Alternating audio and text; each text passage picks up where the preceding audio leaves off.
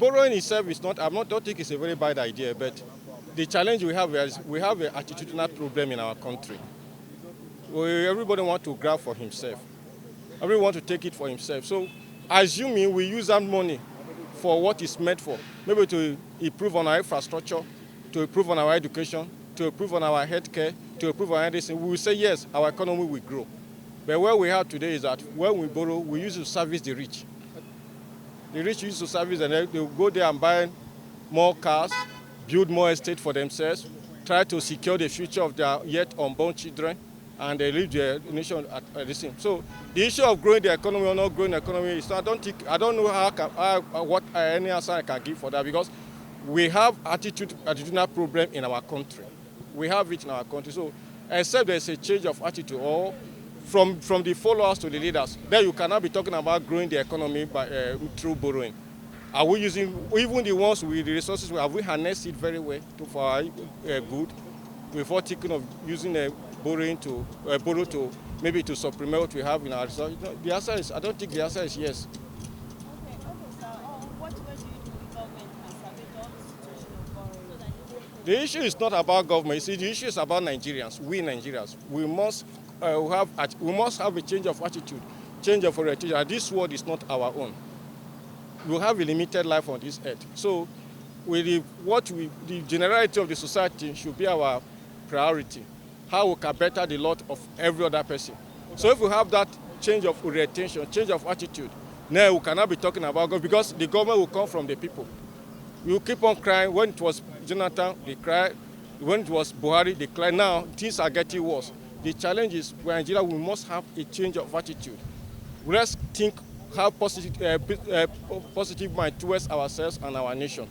That is the way we can think of growing the economy. Any suggestion I'm going to offer, I don't think it will work anything, because except the orientation, the mindset is, we have a change of mindset.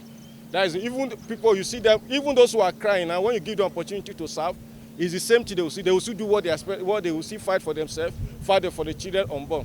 So coming here to say, I will offer this suggestion, I will offer this, no, the only suggestion I will offer is that let Nigerians have a change of mind, a change of attitude towards ourselves and towards our nation. Okay, so what do you have to say about this unnoticed hiking fuel price by the NNPC on PMS? Yeah, well, what I will say there is that I will ask you some questions. Unnoticed hike in fuel prices. Were there Muslims? Are there Muslims in Nigeria today? Are there Christians in Nigeria today? Are there Igbos? Are there Yorubas?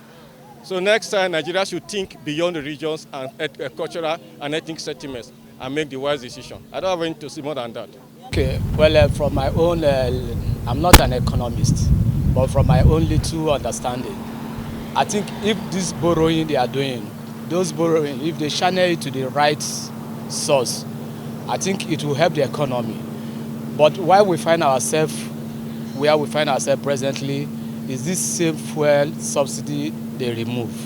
Because they keep telling us if they do this, the fuel supply will be available, the prices will be affordable, but we keep seeing that all these things they are telling us is not working out. Actually, I think if the government is reasonable enough, they should return this fuel subsidy so that we'll see whether the economy, let them return it, so that these things, the prices of fuel and the availability of this fuel can come back. Because they've removed this thing 1 year after, we still find ourselves to these same pains. I think that is my candid opinion. The borrowing will not help us. It will not help us in any way, because the borrowing, we are not seeing the impact. We are not seeing the impact. Truth must be told. So what are they really doing with this borrowing? They should stop the borrowing and look inward. I think that is the very borrowing. That's what I said. But it's just like in finance, of course, there is nobody that can survive without borrowing. But if you want to borrow, you have to liaise with the people you are with. As a family man, you talk with your wife. Both of you will look at it. When you now look at what you are borrowing for, provided you are going to use it for what you borrowed for, it's okay. But when you borrow and you divert it, most of the time what we hear is they borrow money. They borrow 1 billion. Out of the 1 billion, maybe it's divided into 2. And half of it is in private pocket. How do we work? There's nothing we can do. Just so that the government borrowed. When they borrow, they don't tell us why they borrow, but we know that we are indebted. And we are always aware of it at the tail end, when they want to begin to tell us that, yes, this is the reason why they're doing this. President Tinubu borrows, just like every other person. And even you that you are asking me, do you know that we are going to borrow? Or he will come in within a year, 200 billion, right, you said, has been borrowed. 2.2 billion. He didn't tell us this before. That's just the country that we are in.